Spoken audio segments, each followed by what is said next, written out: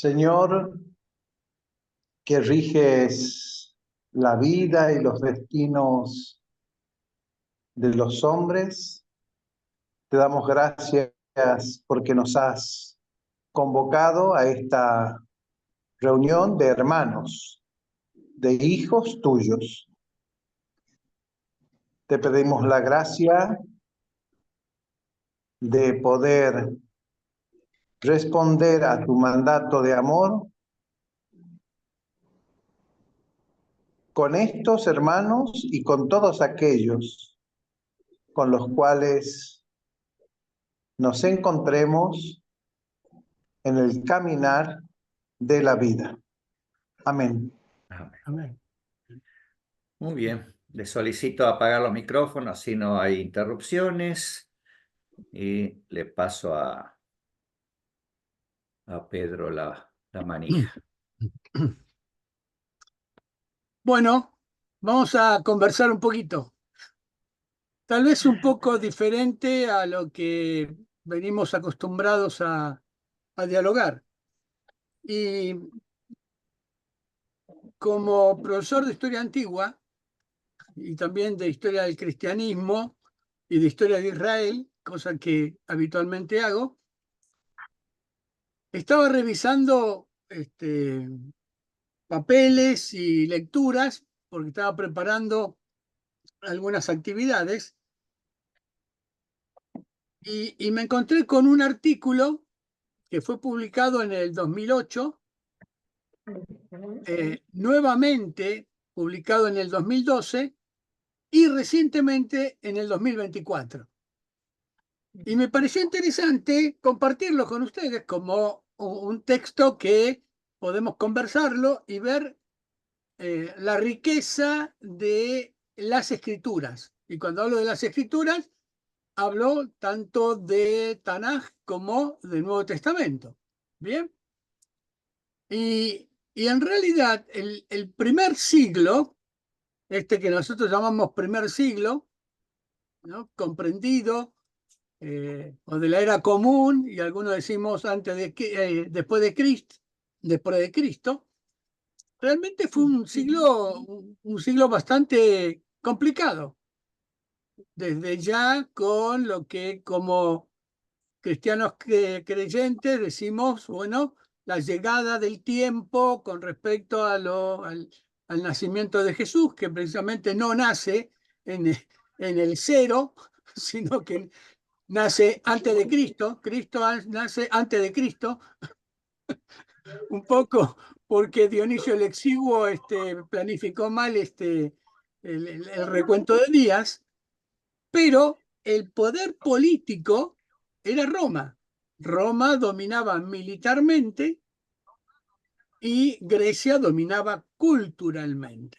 De ahí que lo que hacemos generalmente es decir que, bueno, el primer periodo de lo que nosotros llamamos Imperio Romano se denominó por el Principado o Principado, y que en realidad era precisamente lo que estaba hablando Roma de la Pax Romana, en donde establecía lo que era orden y prosperidad, supuestamente, y montaba el principado sobre tres pilares fundamentales.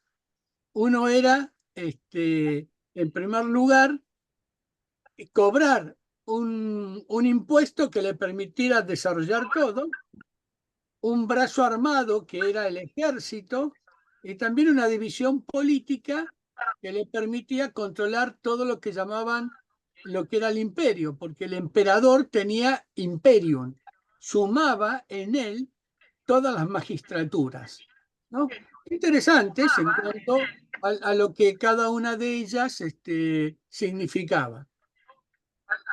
Con este advenimiento de lo que llamamos cristianismo, pero con una presencia judía muy fuerte. Tengo un retorno de alguien. Una presencia muy fuerte de lo que era la cultura judía.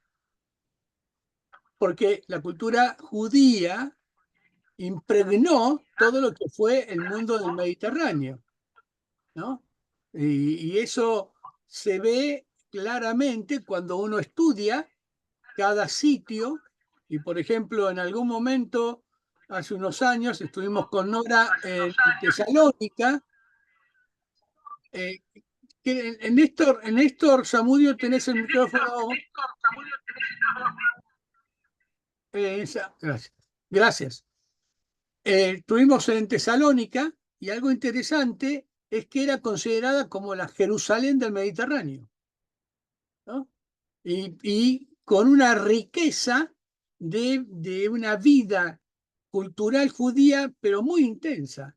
Y cada vez que uno recordaba diferentes lugares o recorríamos diferentes lugares, veíamos realmente la presencia de la cultura judía en cada uno de esos pueblos, compartiendo lo que era, podríamos decir, el helenismo o la parte latina y la parte griega, ¿no? O tal vez mucho del helenismo, que fue lo que Alejandro Magno metió muy hacia lo que es el cercano oriente, ¿no? Y en donde lo griego con la parte del cercano oriente se fueron uniendo y dando lo que nosotros tenemos como el concepto del helenismo. Por eso los cristianos y los judíos, o mejor dicho, los judíos y luego el grupo que comienza a partir de la ascensión para los cristianos, la muerte, la resurrección y la ascensión de Cristo al Padre, y la generación de los cristianos, y como se los denomina por primera vez cristianos en Antioquía, dio al Imperio Romano una serie de situaciones que ya conocemos. Primero, una gran situación entre judíos y cristianos, y también judíos con el imperio y cristianos con el imperio. No voy a hablar de eso porque lo conocemos y sabemos aspectos que podemos en algún momento conciliar, y en otros sabemos que no tanto. Pero lo que me interesó fue cómo visualizaban en ese mundo del primer siglo las escrituras. Y un dato que tenemos interesante es que estaba la Tanaj, bien, pero recordemos que 240 años antes de la era común, ¿no? Ptolomeo había pedido poder incluir en la biblioteca de Alejandría algo de la Tanaj, por lo tanto había que traducirla al griego, ¿no? Y recuerdan que 70 sacerdotes se reunieron, etcétera, etcétera, que ya lo conocemos, y producen lo que es la Tanaj. Primero fue la Torá y luego completaron la Tanaj. Todavía en ese periodo del primer siglo había mucha oralidad acerca de lo que se había vivido con Jesús, y recién, aunque algunos dicen que Santiago es uno de los primeros libros, generalmente el que acordamos es el de Primera Tesalonicenses, que es el que escribe Pablo, para luego ir conformando posteriormente lo que va a ser un canon. Pero hay mucha presencia rica, hay mucha vida. Y en esa vida, en donde fueron los tironeos y las discusiones, y Roma, que va a perseguir, primero maltrató a los judíos y también después va a maltratar a los cristianos. Hay un texto de Ropero muy interesante, ¿por qué fueron perseguidos los cristianos? Es una gran discusión, que alguna vez lo vamos a compartir. Pero hay expresiones desde el judaísmo muy ricas y desde el cristianismo también. Y a esto me quería referir. El año 70, es el año que se conoce como la destrucción del templo. Aunque sabemos que esa destrucción del templo, Vespasiano le dio posibilidad de hacer un corredor para que salgan de Jerusalén los que querían salir y aquellos que se iban a quedar como resistencia.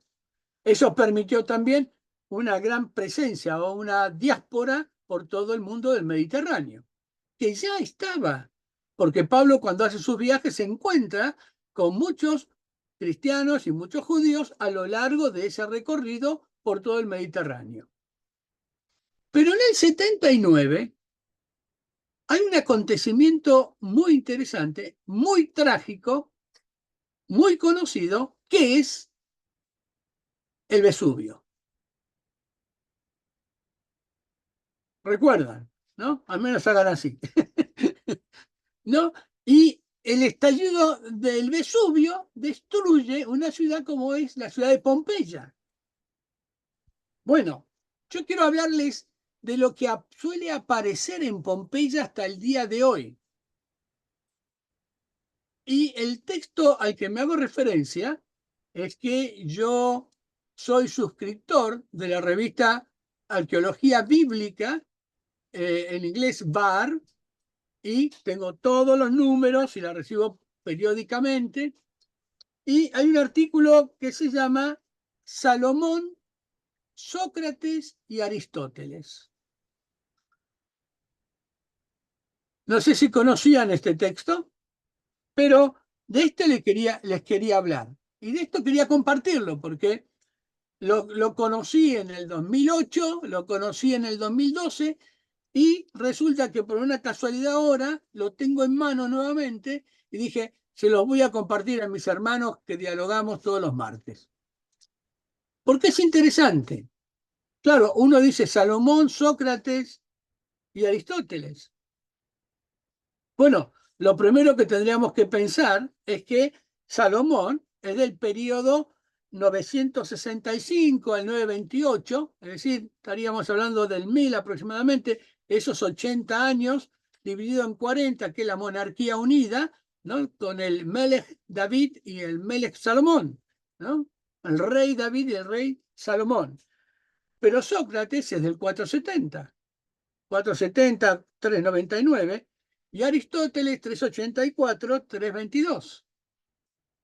¿Y a qué me estoy refiriendo? Me refiero a que un estudioso llamado Teodoro Feder precisamente escribe este artículo. Dice, Salomón, Sócrates y Aristóteles. Es en una pintura bíblica más antigua, en la más antigua que registra este acontecimiento que quiero comentarles. Y que podríamos decir que los filósofos griegos admiran la sabiduría del rey Salomón.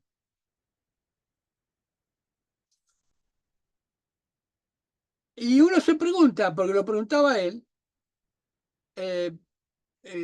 ahora voy a compartir pantalla.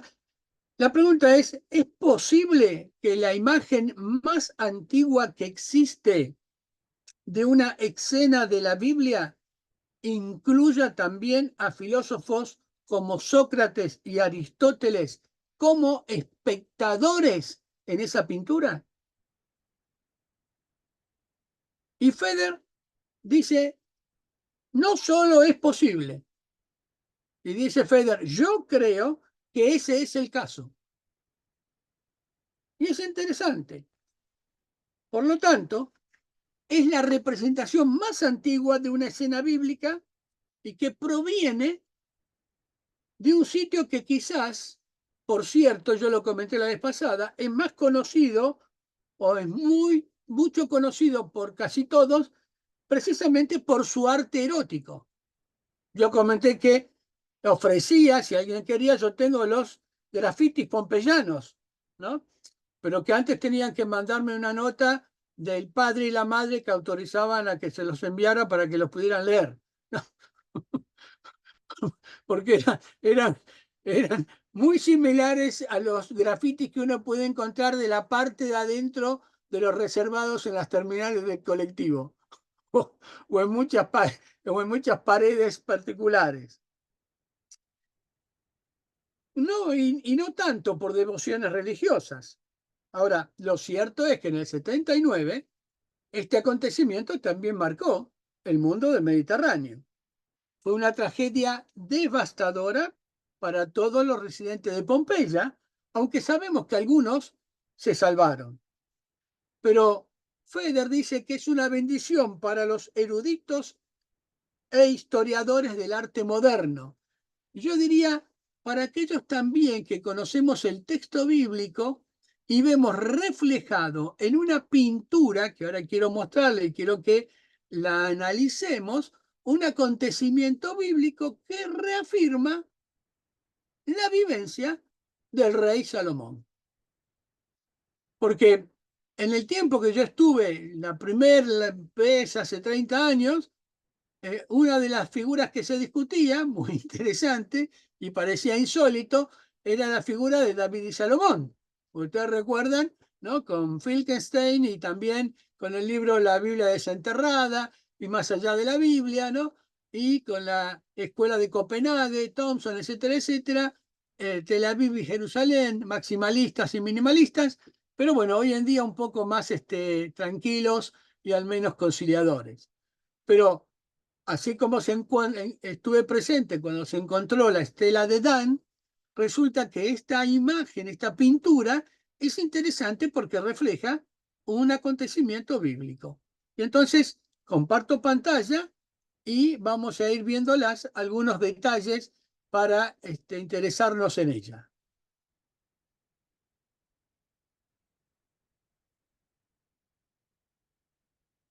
¿Lo ven ahí?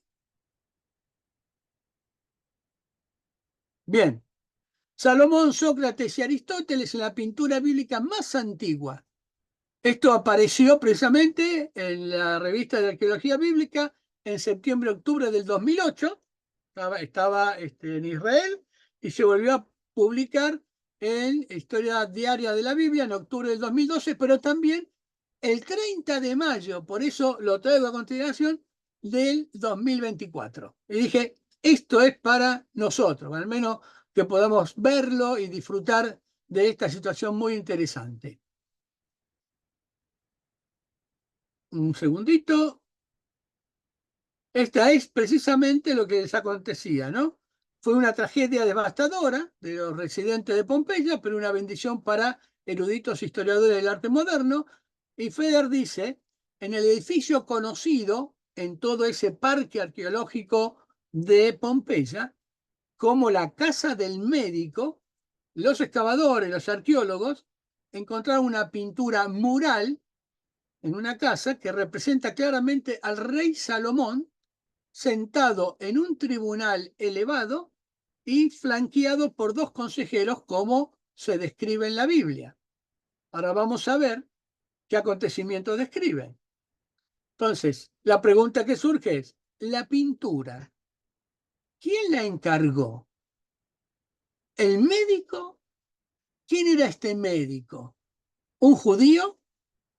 ¿Un cristiano primigenio, no primitivo, primigenio? ¿Un supuesto temeroso de Dios, tal vez gentil, que adoptaron muchas costumbres y creencias judías, pero no se convirtieron? ¿O simplemente un romano educado? Miren, la pintura contiene todos los elementos narrativos esenciales de la historia bíblica, sin omisiones ni sombras. Esto es lo que hacemos los que estamos en arqueología. Nos encontramos de pronto con elementos a los cuales tratamos de interrogarlos o al menos dialogar con ellos. La forma de preguntarles porque nos hablan, nos responden, nos dicen. Tomamos una ostra acá, una cerámica, y en sitio le preguntamos, bueno, ¿qué haces ahí? ¿Qué pasó? ¿Cómo te usaban? ¿Qué formas tenías? ¿No? Esto es precisamente lo primero que hacemos, tratar de dialogar o comprender lo que significaba.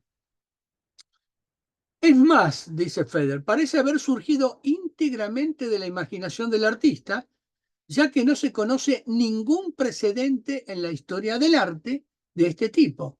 Y ustedes saben que sí, tanto en el cristianismo nosotros tenemos lo que llamamos la iconografía, muy rica en las representaciones y en las lecturas de la misma. ¿Bien? No podemos decir lo mismo en las representaciones de judíos, del judaísmo o de los hebreos, porque el mandamiento no te harás imágenes corta todo esto, aunque sí podemos ver representaciones por ejemplo, en el tabernáculo, en el templo, en las mismas fiestas, ¿no? En donde entendemos que cada elemento, cada pintura, cada forma tiene un sentido, tiene un significado muy interesante con respecto a Hashem.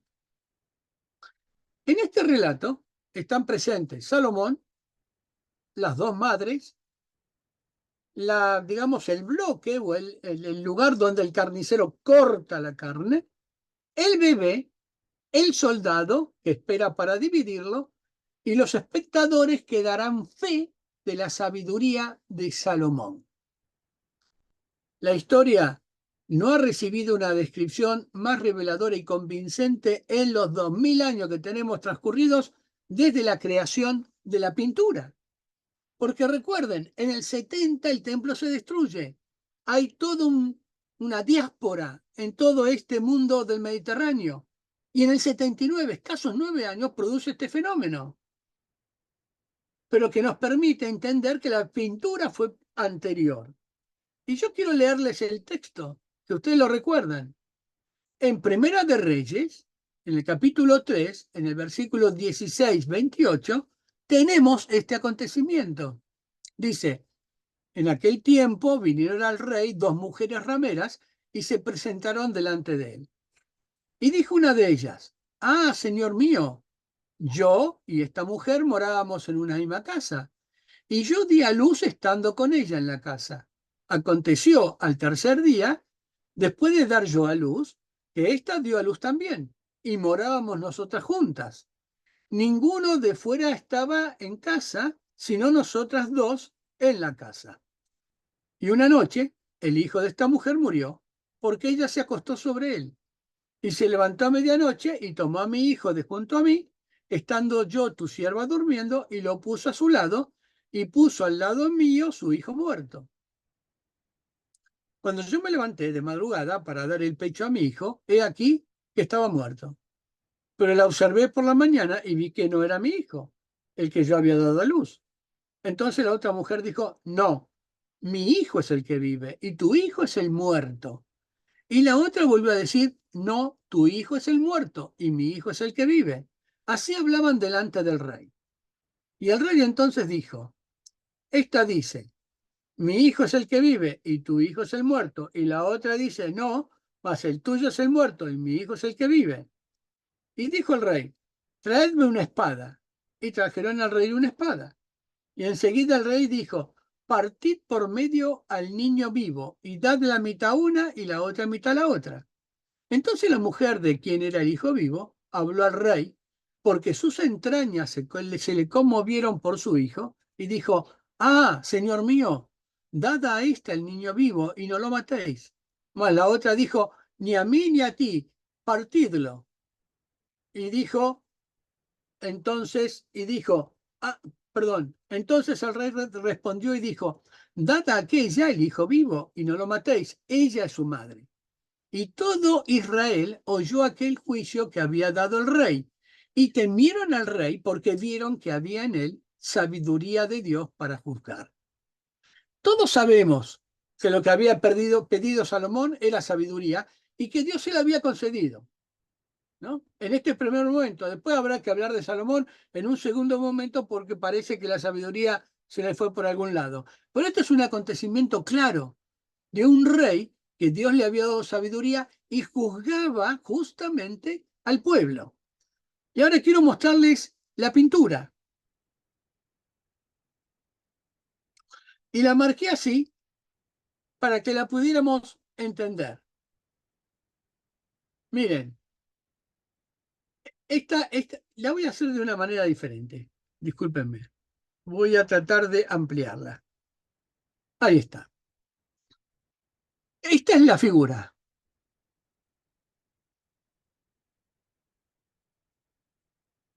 Es interesante, en la casa de un médico, en Pompeya, y que haya sido preservada, y que el autor, que no sabemos, la pintó. Lo que se ve aquí es un rey reconocido como Salomón, que está flanqueado por dos asesores, la madre que le está clamando al faraón, no lo partan, y el que lo va a partir, ¿no? El que lo tiene sobre esa base para partirlo, y dos personajes que figuran aquí. Es interesante porque aquí estoy marcando a Salomón y aquí estoy marcando a los dos personajes. Este personaje es Salomón, pero estos personajes son Sócrates y Aristóteles.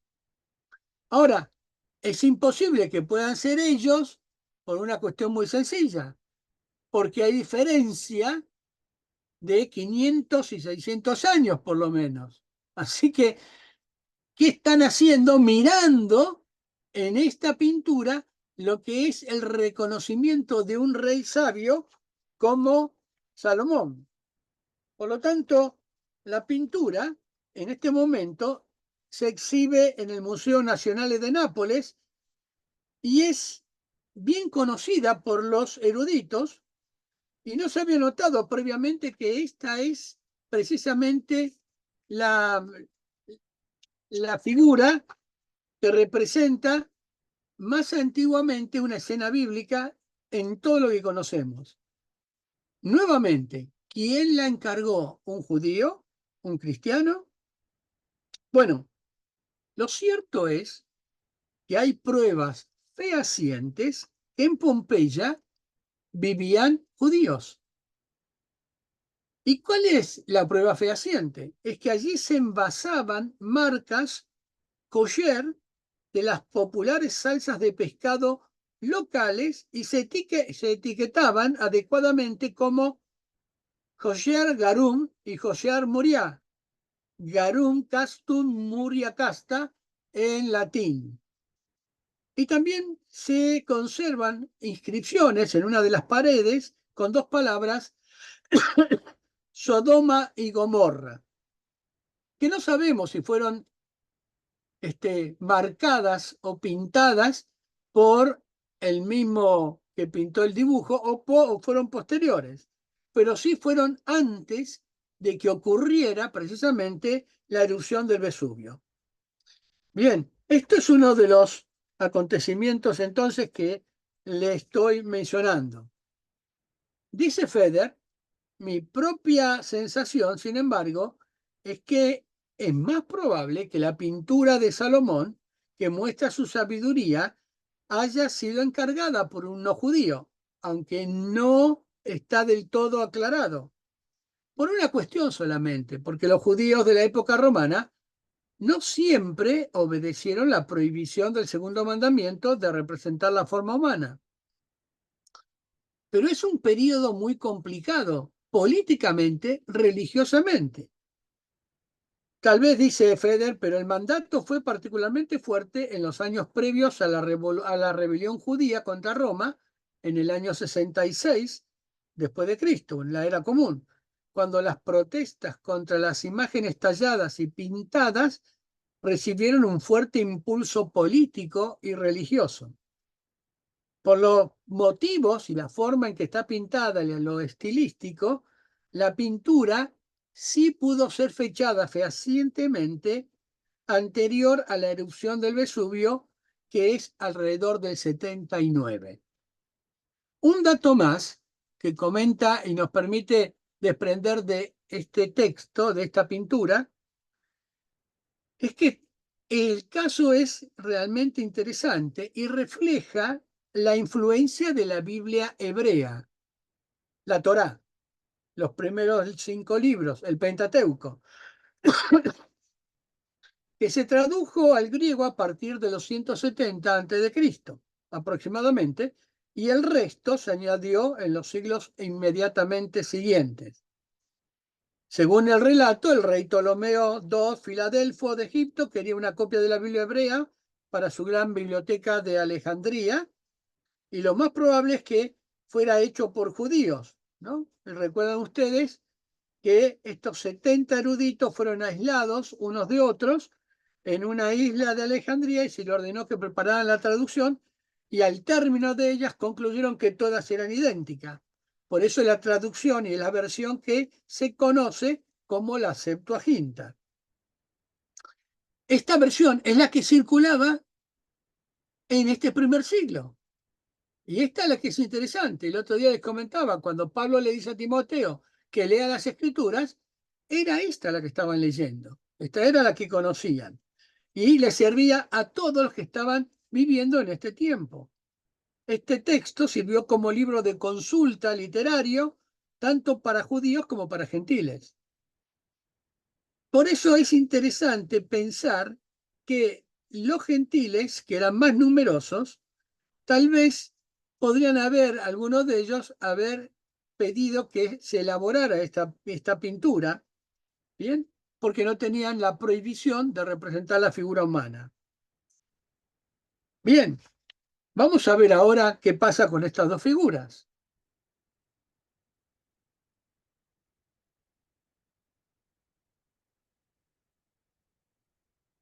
Esto es lo que yo les acabo de comentar, precisamente, que maravillados por la sabiduría de la decisión del rey Salomón, dos espectadores en la esquina inferior izquierda de la pintura observan el proceso. Los tienen aquí. Dos. Es interesante cuando se estudia esto que encontramos en arqueología, en cerámica, en escrituras, en papiros o en pergaminos, ¿no? Cómo se lee, cómo se estudia para saber qué está pasando. Pero estos dos personajes aquí están mirando, como muchos otros, cómo el rey Salomón puede definir esta situación que le es bastante complicada. ¿Bien? Y entonces la presencia de estos hombres en una escena bíblica sugiere que el dueño de esta casa era un gentil que quería establecer un paralelo entre los sabios griegos clásicos y la sabiduría de la Biblia hebrea. Bueno, este es interesante y habría que buscar a quién se parece. Bueno, tiene toda la pinta de ser Sócrates. La verdad que alguien pinte allá por el 70 esta pintura en un muro de una casa de Pompeya y lo pinte a Sócrates, y ahora lo vamos a comprobar, es particularmente interesante, pero es un filósofo que están mirando a alguien sabio como Salomón. Y este es el otro. ¿Quién es? Aristóteles. Y que de nuevo, fíjense, ¿no? Sócrates y Aristóteles mirando de qué manera Salomón está tratando de resolver esta situación y que sabemos que la resolvió realmente extraordinariamente con la dirección de Dios. Bien, aquí lo tengo un poquito más gordito, tendría que afinarlo, pero Sócrates ha sido considerado durante mucho tiempo uno de los fundadores de la filosofía occidental. Esta figura aquí, ¿no? Hay una en el Museo Pío Clementino en el Vaticano, y con el paso de los años, la cabeza calva, fíjense aquí, ¿no? Y la nariz chata, esta y esta, y la nariz se convirtieron en características icónicas para representar a Sócrates. El parecido con la figura del cuadro pompeyano es tan sorprendente que debe ser Sócrates. Esto está en el Museo Arqueológico Nacional, Scala de Nápoles, y ahí está la ubicación. Pero la otra figura es Aristóteles, y vamos a ver cómo es posible. Y prestemos atención en esto. La figura de la derecha está de pie con la pierna derecha adelantada sobre su brazo derecho. ¿Vieron? Ahí. Esta y esta. Y dice, sin apoyo en una postura clásica de pensador. Sería más natural si apareciera sentado. Pero si ustedes lo ven, parece que le quiso dar la sensación de que podría estar sentado. Sus rasgos se corresponden a un prototipo de Aristóteles, una cabellera llena de pelo rizado, poca o ninguna barba en este caso y un perfil regular. Es probable que el pintor modelara a Aristóteles a partir de un prototipo sentado derivado de un original griego copiado en la época romana. Y aquí está. Un ejemplo que se conserva es el Aristóteles sentado de la Galería Spada de Roma. Allí la pose es casi idéntica a la del Aristóteles de pie en la pintura natural pompeyana. La pierna izquierda se empuja hacia adelante y la cabeza descansa sobre un brazo, bien, hacia adelante, y la cabeza descansa sobre un brazo levantado que a su vez está sostenido por la rodilla doblada de Aristóteles. Genial. Es alguien que conocía esto y lo pintó ahí. Esto es genial. Entonces, lo que nosotros estamos notando es que la asociación de los judíos con la sabiduría y la filosofía griega, aunque rara, no era del todo desconocida en la literatura helenística. Miren, en una de las primeras referencias que hay griegas a los judíos, Clearco de Soli, acerca del 300 a.C., discípulo de Aristóteles, cita a Aristóteles diciendo, dice Aristóteles, que los judíos descienden de filósofos indios, ¿no?, de la India. En una línea similar, Teofrastro, 372-288, señala que, siendo una raza de filósofos, conversan entre sí sobre la divinidad y durante la noche contemplan las estrellas, volviendo la vista hacia ellas e invocando a su Dios con oraciones. Las citas estas se las dejo al pie y al final de el Power. Esto podría servir como una representación aún precisa de las sinagogas de la era moderna, donde las oraciones vespertinas, Maariv en hebreo, tradicionalmente comienzan al atardecer con la aparición de las primeras estrellas. Es interesante cómo en este primer tiempo hay lectura de la 70, hay lectura de la Tanakh traducida al griego, pero también hay menciones que se mantienen momentáneamente en forma oral con respecto a Salomón, que luego van a ser volcadas en los evangelios. Jesús dice en Mateo, y no os hagáis, no estéis afanosos por el vestido. ¿Por qué os afanáis? Considerad los lirios del campo, cómo crecen.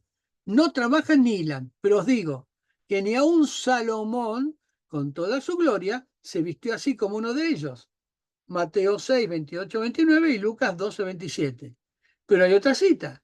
La reina del sur se levantará en el juicio con los hombres de esta generación y los condenará, porque ella vino de los confines de la tierra para oír la sabiduría de Salomón.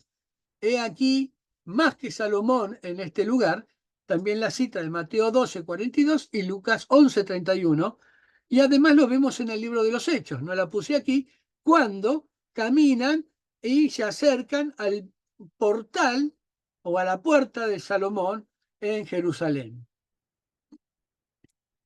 También hay una cita de Numenio de Apamea, Siria, un platónico del siglo II después de Cristo. Elogió a los judíos por adorar a un Dios incorpóreo y declaró que Platón no había sido más que un Moisés con atuendo ático, estableciendo aquí también una asociación entre los grandes pensadores de ambas culturas. Para ir concluyendo, Theodore Feder es presidente y fundador de Art Resort, el archivo fotográfico de bellas artes más grande del mundo, así como presidente de la Sociedad de Artistas. El autor, Teodoro Feder, cree que estas figuras claramente representan a los grandes filósofos griegos Sócrates y Aristóteles. Es autor de grandes tesoros de Pompeya y Herculano y de numerosos artículos.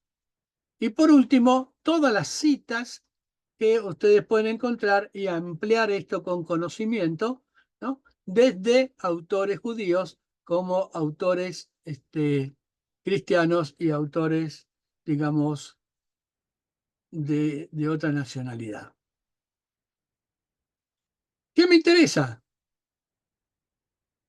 Es cómo la historia nos muestra la realidad palpable, tangible, de una representación en una casa pompeyana, destruida por el Vesubio, y preservada esta pintura donde aparece alguien en el 79, en un siglo complicado, donde es cierto, hay cristianos y hay judíos, ¿no?, que discuten entre ellos si hay que hacer esto, aquello, lo otro.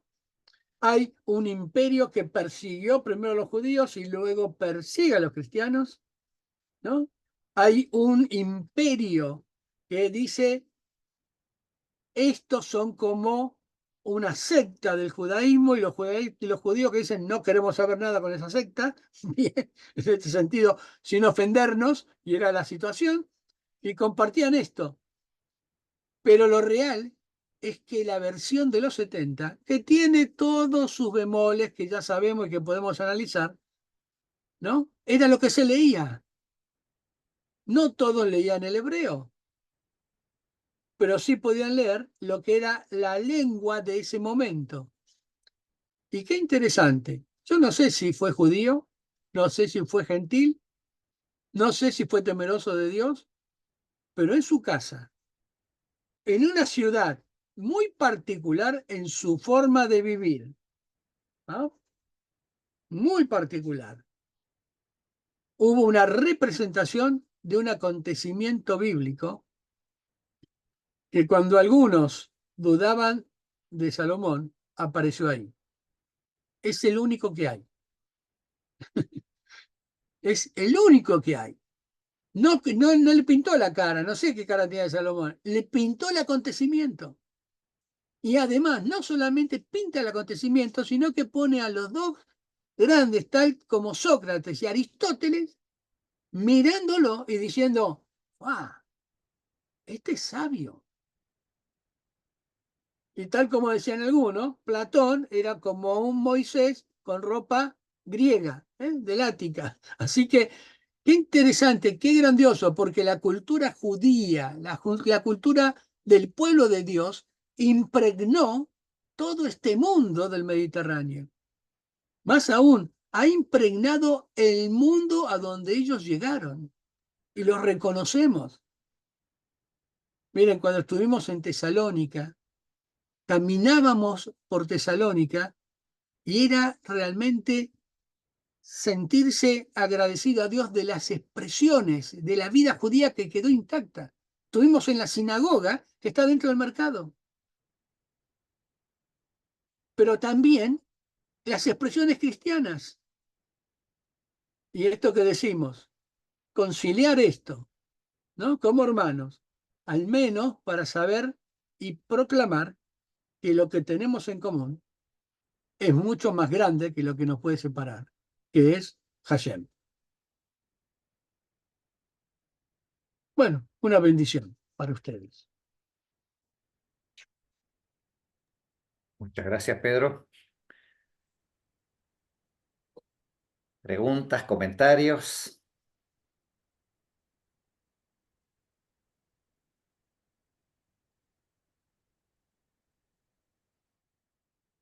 Sí, Guillo, adelante. Y bueno, agradecer, ¿no?, esta reseña tan interesante, tan notable y que da tanto para pensar.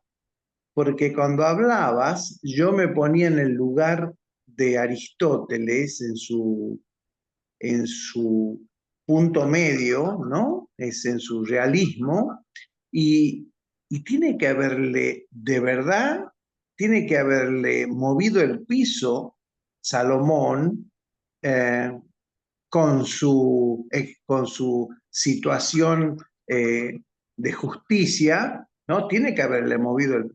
¿Qué se habrá dicho en esa época? Y eso te pregunto a vos si sabés, si hay referencia. ¿Qué se habrá dicho en esa época los estudiosos que podían referenciar la sabiduría de Salomón? no tan solo en el hecho este, sino en tantos otros textos que si fuesen o no propiamente de Salomón, o sí o no, como el Cantar de los Cantares, etcétera, tiene que haber referencias, ¿no?, de estos señores pensadores, porque no puede pasar desapercibido ni para Sócrates ni para Aristóteles un personaje como el rey Salomón de verdad. Yo estoy deslumbrado con lo que has presentado hoy y me parece que es la punta del ovillo para un montón de cosas más. Muy agradecido, muchas gracias. Después le voy a mandar el artículo. Perfecto, gracias.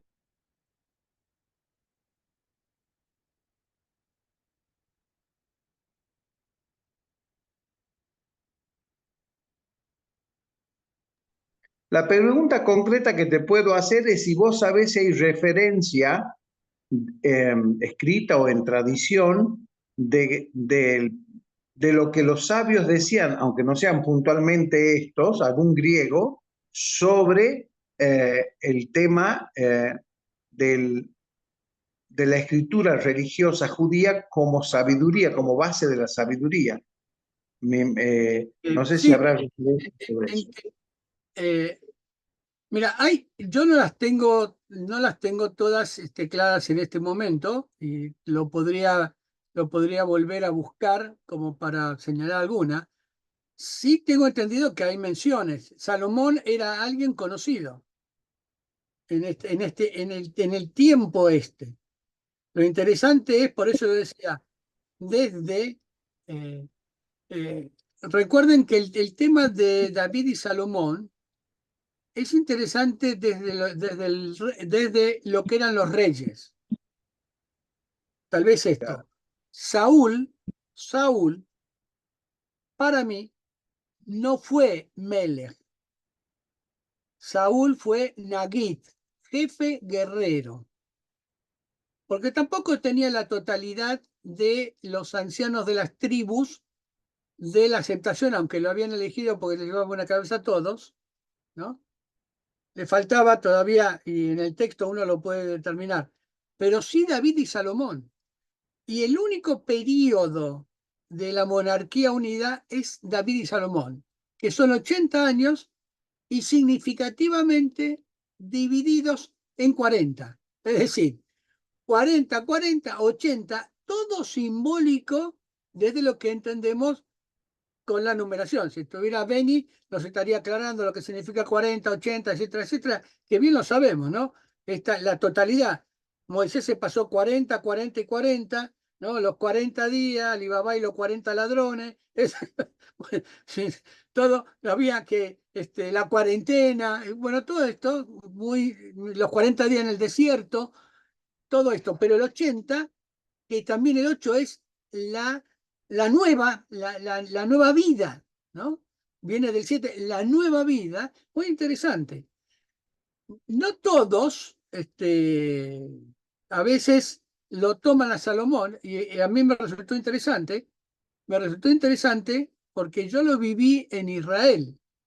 Es decir, yo en Israel, estando, comentaba con Joel, en el Kibbutz Nir David, invitamos, o mejor dicho, Mazar invitó a uno de los arqueólogos a que venga a hablarnos precisamente de lo que se había encontrado y, bueno, él negaba la realidad temporal a la cual estábamos datando el periodo de David Salomón y decía que en realidad tenía que ver más con Josías que con otro. Entonces, mientras lo escuchábamos, yo pensé que podía llegar a ser crucificado en el kibutz porque había estudiantes de Estados Unidos que pertenecían a congregaciones evangélicas, ¿no? Sí, muy molesto, pero bueno, con el paso del tiempo la cosa se concilió bastante. Ahora, lo cierto es la existencia de Salomón. No te puedo dar un dato para decirte, no recuerdo ahora, pero sí buscaría y te lo pasaría. Ahora, en el mundo del Mediterráneo, sí la lectura de la Tanaj nombrada como 70, era conocida. Y esto es lo que me interesa. Fíjense, uno se pregunta, ¿qué estaba leyendo el eunuco cuando Felipe le para el carro, digamos? Le dice, ¿qué está leyendo? Y uno dice, Claro. ¿está leyendo en hebreo o está leyendo en griego? Está leyendo en griego. Por lo tanto, después tenemos todos los antecedentes de los judíos en Etiopía, pero no por el tema del eunuco, mucho antes. Mm. Y yo viví cuando los etíopes volvieron a Israel. Y los veía por la calle, cantidad de ellos. Interesante, fue un periodo que yo doy gracias a Dios por todo lo que pude vivir, ¿no? Así que Salomón debe ser conocido y además también muy conocido por Hollywood. Porque entonces están las minas del rey Salomón, ¿no? Y eso da para muchas cosas. Pero bueno, es un compromiso. Después Joel posiblemente también tenga información con respecto a esto. Muchas gracias, Pedro. Eh, Muchas gracias. Ante todo, muchísimas gracias. Muy bueno, brillante como siempre. Y bueno, eh, dos cositas. Quiero recordar de que en la Biblia la reina de Saba viene a estudiar con Salomón. Claro, sí, exacto. Eh, Así que, y muchos venían de todos lados. Es decir, muchos casaban a las hijas, los reyes de la zona, con Salomón para que les dieran hijos de parte de él. Eh, Ahora, con respecto a las imágenes, en el judaísmo de hoy, está prohibido hacer imágenes tridimensionales, estatuas, Sí, pero no bidimensionales. Se pueden pintar sí, cuadros, y eso está permitido. En las sí. sinagogas tenemos vitrales y cuadros. Eh, y en cuanto al 8, el símbolo del mundo por venir, ¿no? El Olam Abba. Mm. Es decir, que cuando termina el séptimo día, comienza el octavo, que ese no es el primero, o el primero es como el octavo, o el octavo como el Claro, primero. claro, Una nueva creación. exacto. Eh, bueno, hasta acá nomás, que no quiero. No, pero es interesante porque, y es bueno que Joel lo haya mencionado. Salomón monta un imperio, digamos, y divide el país. Es interesante cómo lo conforma. Siempre está la discusión entre lo que dice el texto, lo que dice la arqueología y lo que dice la historia, ¿no? Y la forma de conciliar esta situación. Y algo real, tanto en la época de David y Salomón, los pueblos de alrededor estaban medianamente tranquilos. Esto también lo tenemos que entender, porque uno diría, pero ¿qué estaban haciendo? Era una época en donde algunos de ellos estaban peleándose internamente, otros estaban reacomodando, por eso la gran extensión de lo que es el espacio que controla Salomón.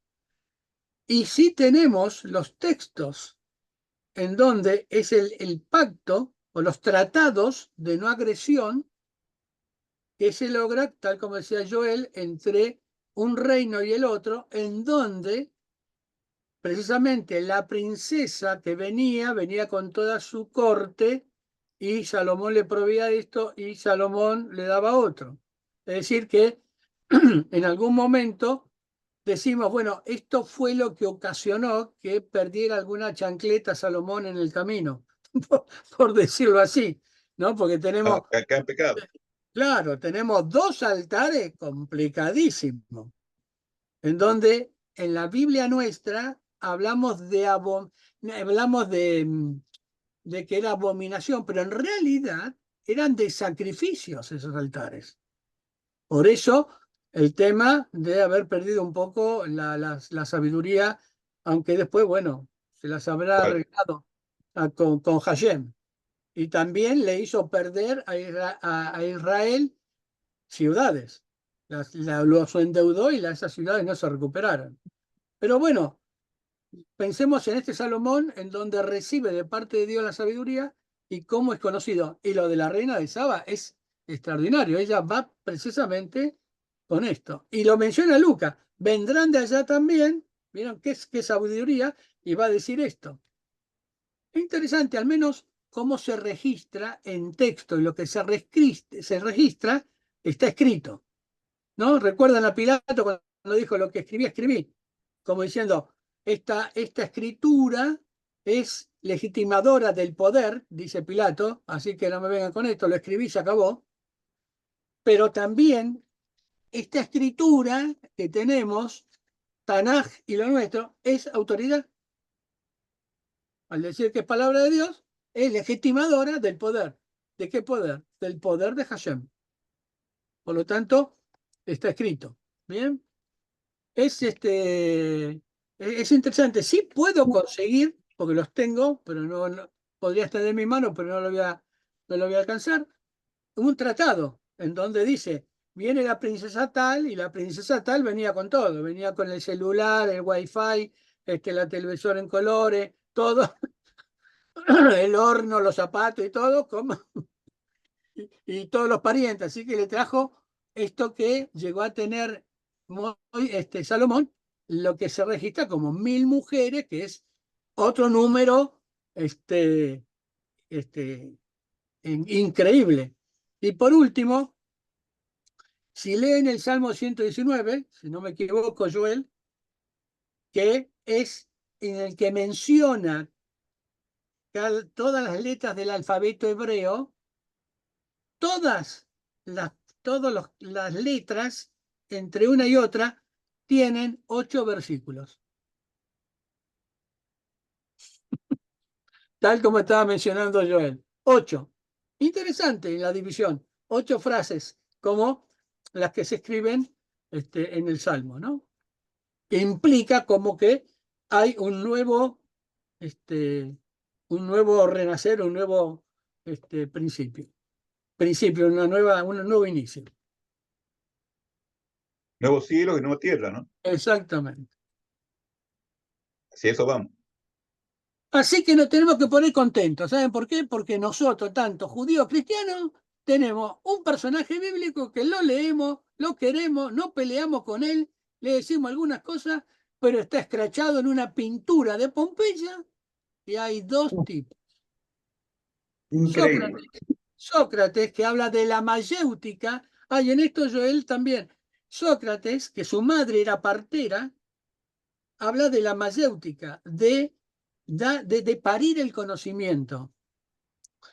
Y si prestamos atención, los judíos tienen una forma de ir enlazando las cuentas de un collar en el desarrollo del pensamiento. Es interesante, de una manera que caminando iban hablando para que construyeran el conocimiento. Y lo que le quería decir Dios a cada uno de ellos.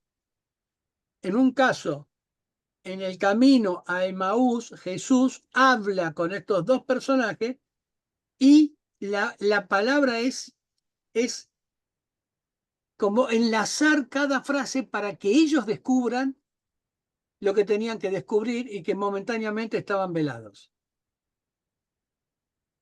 Y es el mismo estilo, es el mismo estilo. Y tal como dijiste Aristóteles, bueno, Aristóteles es interesante, como decir, porque Aristóteles está mirando y bueno, tenemos un texto en donde una figura que expresa la sabiduría de Salomón, no por Salomón, sino por Hashem.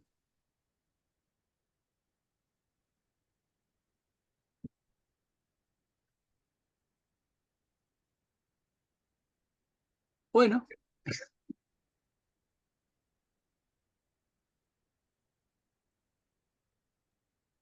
¿Algún otro comentario? ¿Pregunta?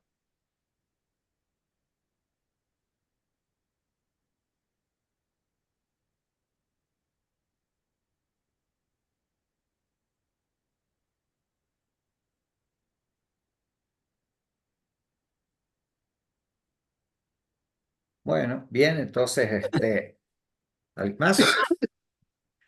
Si no, vamos a terminar este momento tan agradable, tan lindo, tan rico de información y que nos lleva a este camino de diálogo, entender estos comienzos, ¿no? del cristianismo junto con nuestros hermanos mayores y cómo hay tantas cosas que nos unen, ¿no?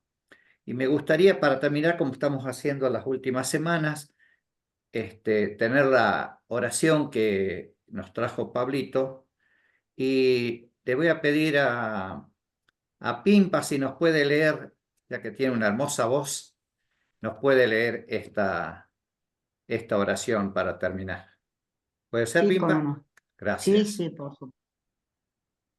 Señor y Padre de la humanidad, que creaste a todos los seres humanos con la misma dignidad, infunde en nuestros corazones un espíritu fraternal. Inspíranos un sueño de reencuentro, de diálogo, de justicia y de paz. Impúlsanos a crear sociedades más sanas y un mundo más digno, sin hambre, sin pobreza, sin violencia, sin guerras. Que nuestro corazón se abra a todos los pueblos y naciones de la tierra para reconocer el bien y la belleza que sembraste en cada uno, para estrechar lazos de unidad, de proyectos comunes, de esperanzas compartidas. Amén. Amén. Bien. Muy bien, muchas gracias. Muchas gracias, muchas gracias.